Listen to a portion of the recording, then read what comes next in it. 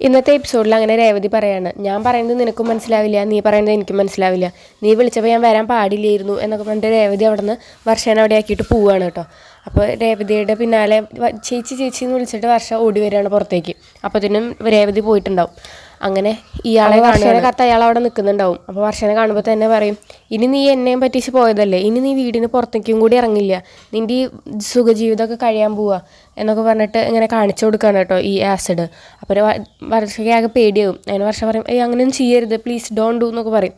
അപ്പോഴത്തേനും വർഷേനെ അങ്ങോട്ട് തള്ളിയിട്ടിട്ട് വർഷേന ആ ഗുണ്ടകളെ കൊണ്ട് പിടിപ്പിക്കുകയാണ്. അങ്ങനെ പിടിച്ച് നിർത്തിയിട്ട് ഇത് ഒഴിക്കാൻ വേണ്ടി ഇങ്ങനെ നോക്കുമ്പോഴത്തേനും രേവതി അവിടെ നിന്ന് കല്ലെറിയാണ് കേട്ടോ.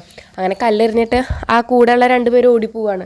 അങ്ങനെ ഇവനെ അവിടെയുള്ള നാട്ടുകാരൊക്കെ കൂടിയിട്ട് അടിക്കുകയും എല്ലാം ചെയ്യുന്നുണ്ട്. അങ്ങനെ രേവതി വേഗം തന്നെ വർഷേനെ അവിടെ നിന്ന് വിളിച്ചിട്ട് രണ്ടുപേരും കൂടി ഓട്ടോയിൽ വർഷയുടെ വീട്ടിലേക്ക് വരികയാണ്. അങ്ങനെ ശ്രീകാന്തിനെയും വിളിച്ചു വരുത്തു കേട്ടോ. അങ്ങനെ വർഷയാണെങ്കിൽ കരഞ്ഞുകൊണ്ടേ ഇരിക്കുക. അപ്പോൾ രേവതി പറയും, ഇപ്പം നിനക്ക് മനസ്സിലായില്ലേ കൂട്ടുകുടുംബം ആയാലുള്ള ഗുണം എന്താണെന്ന്. ഇപ്പം നീ അവിടെ തനിച്ചായിരുന്നു വെച്ച് വിചാരിക്കുക, അപ്പോൾ നിന്നെ ആരാ രക്ഷിക്കാണ്ടാവുക.